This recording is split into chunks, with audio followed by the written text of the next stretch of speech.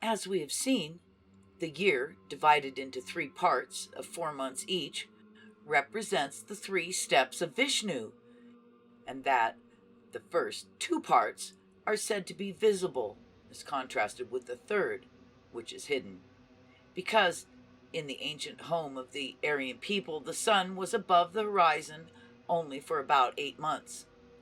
If we personify these 3 parts of the year, we get a legend of 3 brothers, the first 2 of whom may be described as arranging to throw the third into a pit of darkness. This is exactly the story of Tritya Apta in Rig Veda, or of Thrateona in the Avesta. Thus, Sayana, in his commentary, quotes a passage from the Tatriya Brahmana, and also a story of the legend of the 3 brothers called Ikara, Dvita, and Tritya, or the first, the second, and the third, the former 2 of whom threw the last, or Tritya, into a well from which he was taken out by Brihaspati. But in Rigveda, Ikara is not mentioned anywhere, while Dvita, which grammatically means the second, is met with in only 2 places. Vita is the seer of the 18th hymn in the 5th mandala, and in the 2nd verse of the hymn, he is said to receive maimed offerings, while the dawn is asked to bear away the evil dream to Dvita and Tritya. Grammatical analogy points out that Tritya must mean the third. And the word Trityu is used as a numerical adjective, meaning in the third region. As a Vedic deity, Tritya is also called Aptya, meaning born of or residing in the waters. And he is referred to in several places being associated with the Maruts and Indra in slaying the demon or the powers of darkness like Vitra. Thus, we find that, urged by Indra, Tritya is said to have fought against and slain the 3-headed son of Tivashtri and released the cows. We read that Indra subdued the loud roaring 6-eyed demon, and Tritya, strengthened by the same draught, slew the boar with his iron-pointed bolt. But the most important incident in the story of Tritya, in this hymn, Tritya is described as having fallen into a well, which is also called a pit elsewhere. Tritya then invoked the gods for help, and Brihaspati, hearing his prayers, released him from his distress. Some of the verses in this hymn are very suggestive.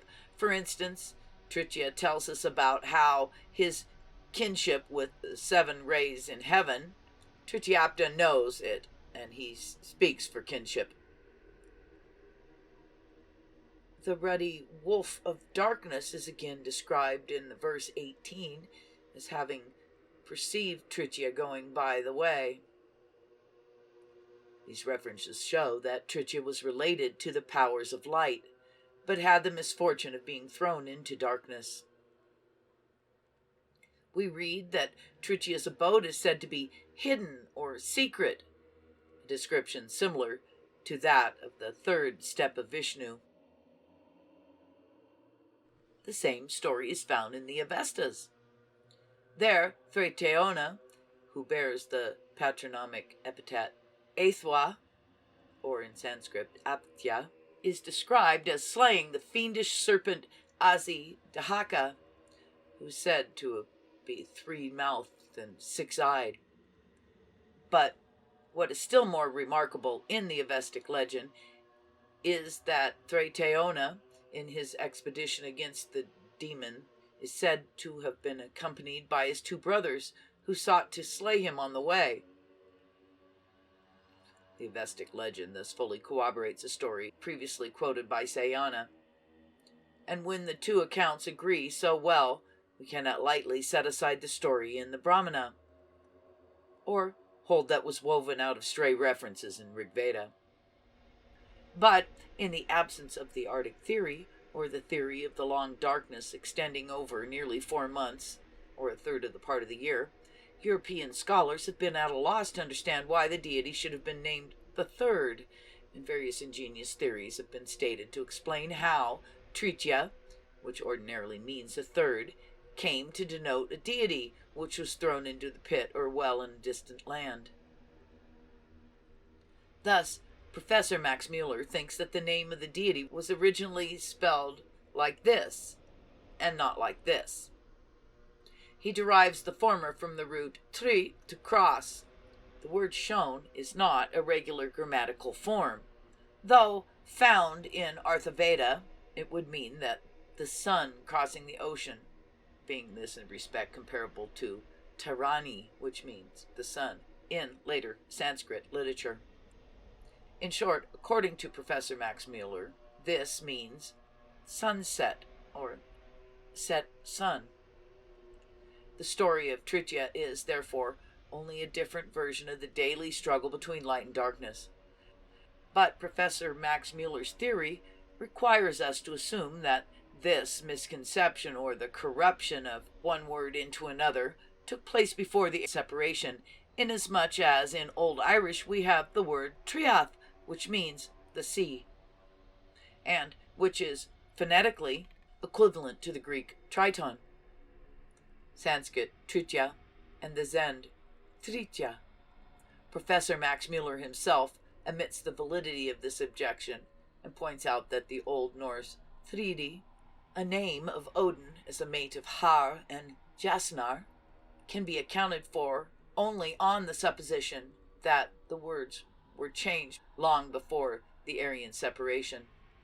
This shows to what straits scholars are reduced in explaining certain myths in the absence of the true key to their meaning. We assume, without the slightest authority, that a misapprehension must have taken place before the Aryan separation, because we cannot explain why a deity was called the third, and why Trath in Old Irish was used to denote the sea. The whole legend can now be very easily and naturally explained by our Arctic theory. The personified third part of the year, called Tritya, or the third, is naturally described as going into darkness, or a well or pit, or into the waters of the netherworld. For the sun went below the horizon during that period, in the home of the ancestors of the Vedic people. The connection of Tritya with darkness and waters, or his part in the Vitra fight, or the use of the word triath to denote the sea in Old Irish, now becomes perfectly plain and intelligible. The netherworld is the home of aerial waters, and Brihaspati, who is said to have released the cows from their place of confinement in a cave in the netherworld, is naturally spoken of as rescuing Tritya when he was sunk in the well of waters.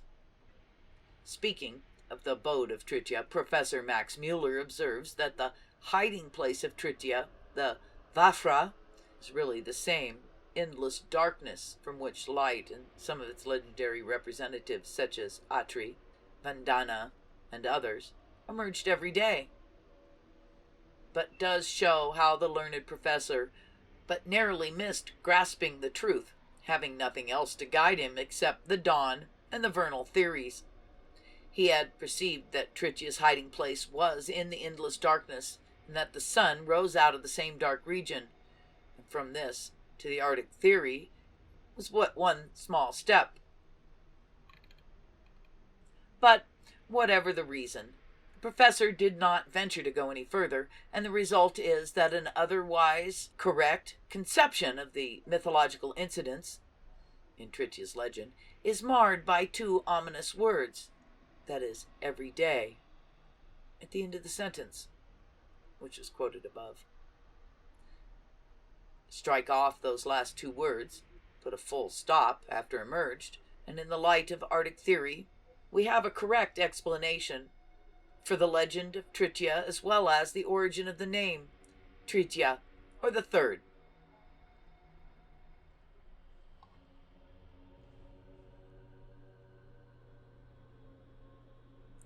Thanks for liking and subscribing. We love those wonderful comments. Remember to smash the like button.